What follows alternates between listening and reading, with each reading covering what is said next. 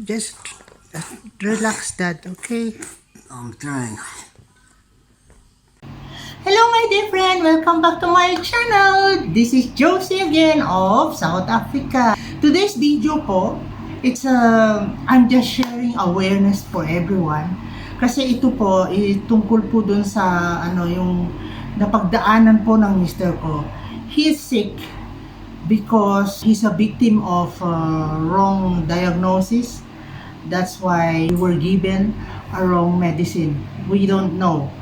Dalawang hospital po ang pinuntahan namin, dalawang department. One is psychiatric department and the other one is neurological department. They have both findings magkaiba. Sa psychiatrist po, sabi nila may dementia si Marius. Pagdating naman sa neurological department, sabi nila wala. It's a false dementia. Hindi po namin talaga alam kung ano yung mga dapat namin gawin. But for now, nire-repair na po ng itong specialist hospital yung problema na na-create po ng government hospital. Pinapangunahan ko na lang po, there are some sensitive video clips which the doctors were asking me to do it before kasi kailangan nila yung I'm taking video tapos pinapadala ko po sa kanila for the record and then for updates na rin. Hello my dear friends, good afternoon. Ayan, we're done with the hospital medicine collection. These are the medicines that we are collecting. He needs to take every 8 hours para po ma-maintain natin yung posture niya, yung sitwasyon niya kasi pag hindi po siya nakatake nito, para siyang yung nanginginig siya, yung para siyang may Parkinson's disease, yung nanginginig ganyan. Hindi po siya dating ganito, normal siya noon. Normal. Ang punot dulo po ng lahat ng ito, depression. Siguro isang cause lang yon. Pero ang nangyari po kasi ganito, pagdating ko po kasi dito sa buhay niya, nagsasuffer na siya ng depression kasi divorce siya sa asawa niya tapos pumanaw pa yung nanay niya. Kaya naggagamot siya, nag-maintain siya ng gamot.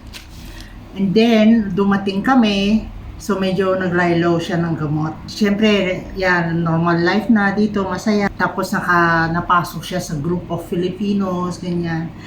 Ngayon, medyo nagkaroon siya ng mga Pilipinong kaibigan, ganyan. Alam mo naman mga Pinoy, magagaling makipagkaibigan yan. So, meron siyang isang na best friend.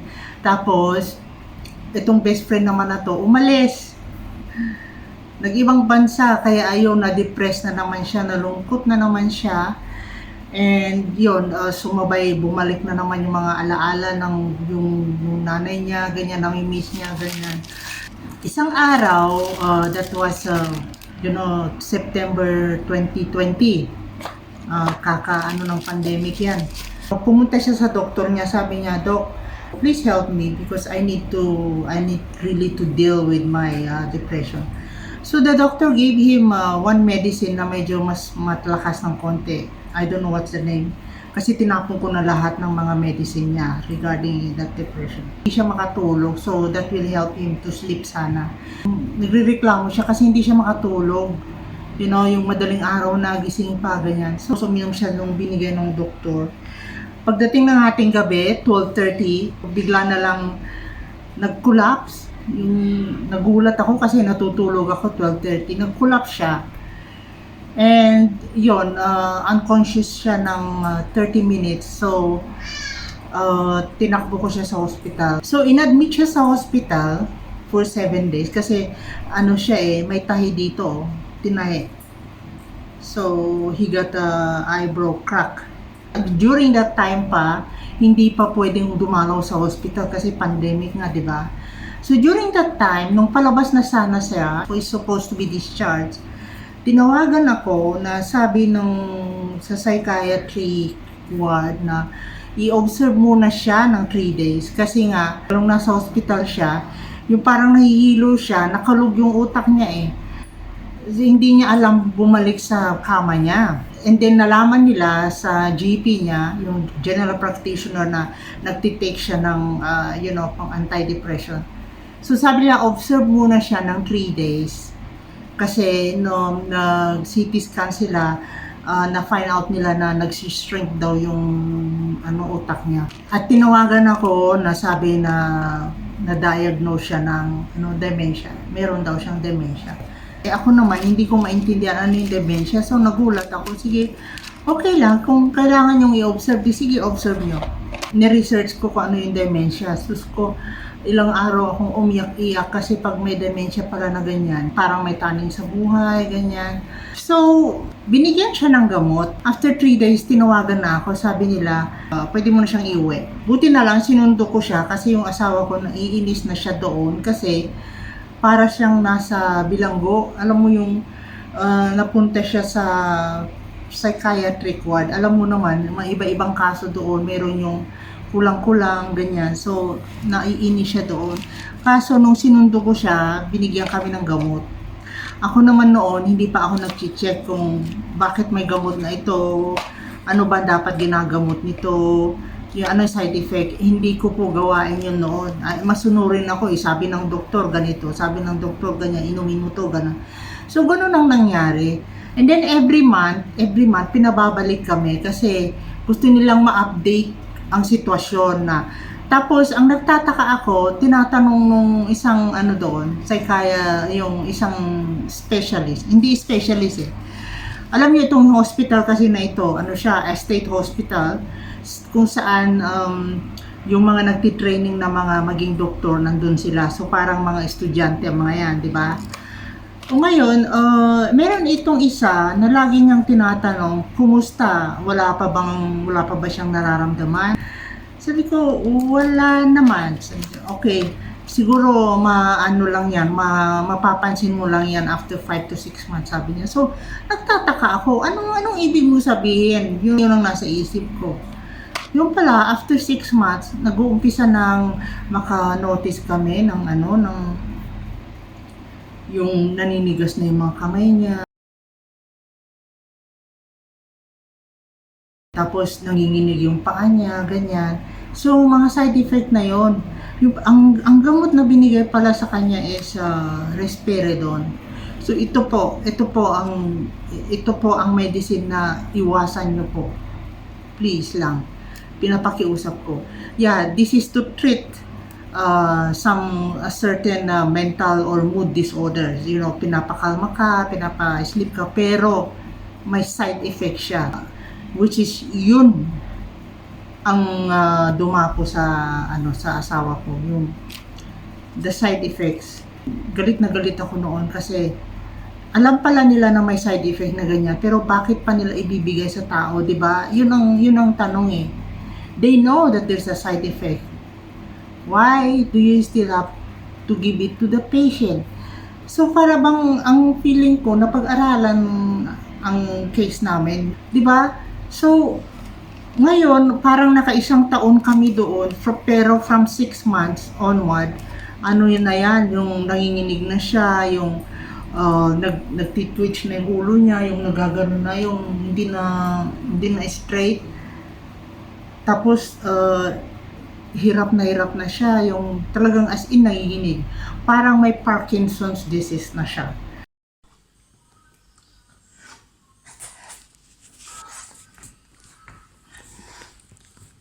Just relax, Dad, okay? I'm trying.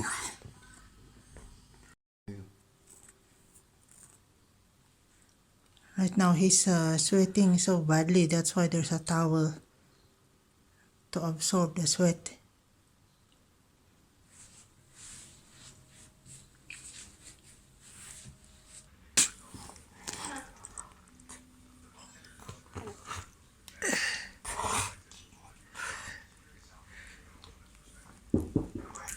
Yeah.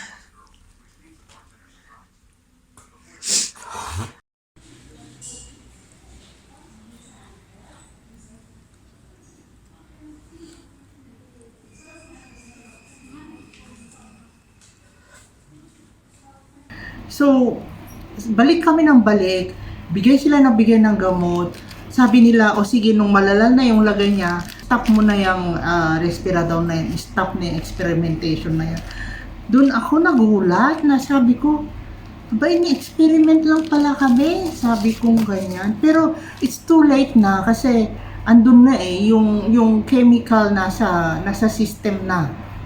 Meron na yung time na halos every week na kami bumalik kasi kahit na anong gawin, wala na, ano na siya, masahol na yung panginginig niya. Kaya nga ako bumitaw sa trabaho ko kasi na yung kailangan na siyang mabantayan kailangan ng maasikaso 24/7 ganon. Tapos panay ang iyak niya ganyan, pati ako naiiyak na ako noon. And buti na lang yung isang doktora doon, ni-refer na nila kami sa isang specialist hospital. Yun yung as in talagang puro specialist na. Kasi ang parang nangyari, sumuko na itong state hospital, itong government hospital. Hindi na nila kayang solusyonan yung problemang ginawa nila. So, nalipat kami sa specialist hospital.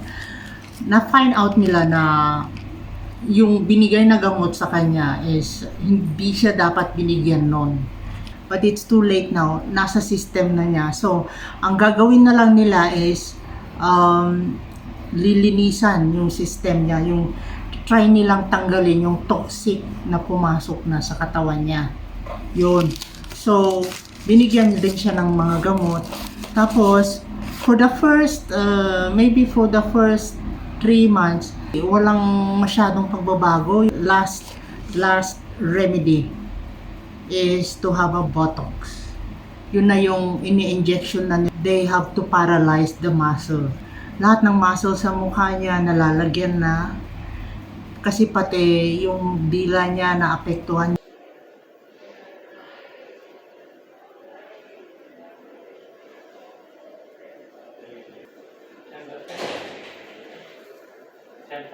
No, gabi Connotations. masakit.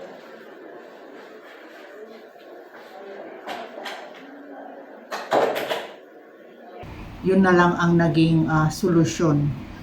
So far, yun naman na po nakakatulong. He needs to go every 3 months, Botox.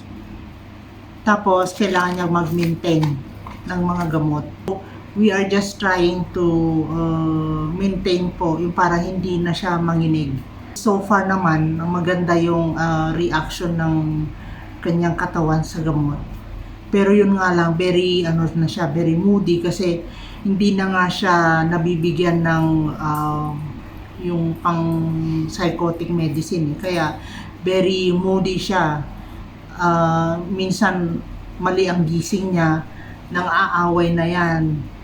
Kaya yun po, kung binigyan po kayo ng gamot na risperidone, please, wag nyo pong inumin yan. Dahil ang side effect niyan grabe, as in. So this is really from my experience po. Nagpapasalamat na lang po ako sa Diyos na meron itong Botox na at least nakakatulong siya.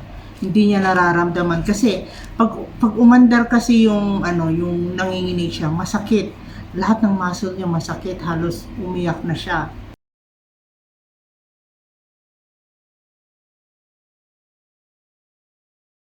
Dahil po sa findings nila na sabi nung isa mayroon siyang dementia, sabi naman nung isa wala. Mas naniniwala po siya doon sa resulta or sa findings ng specialist kasi sabi niya MRI yung gamit. Sa kasi sa psychiatrist department, gamit po nila CT scan.